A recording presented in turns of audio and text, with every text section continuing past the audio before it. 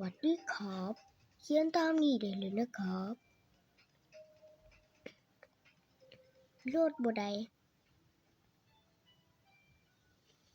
บ่มีเสียง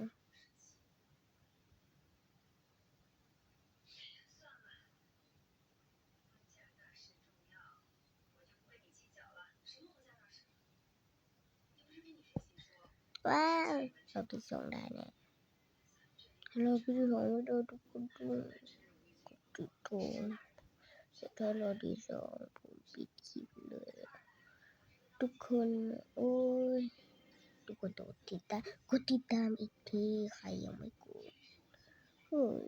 Subscribe ทุกคนต้องครับ Subscribe เลยยังกดแล้วนะว่าแล้วทุกคนกดไลค์กด Subscribe แล้วก็คอมเมนต์นะผมจะ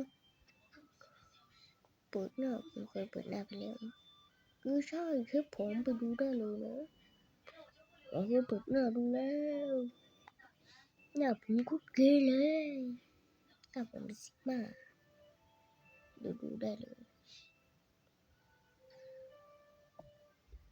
อุ้ยเมื่อไหร่จะโดน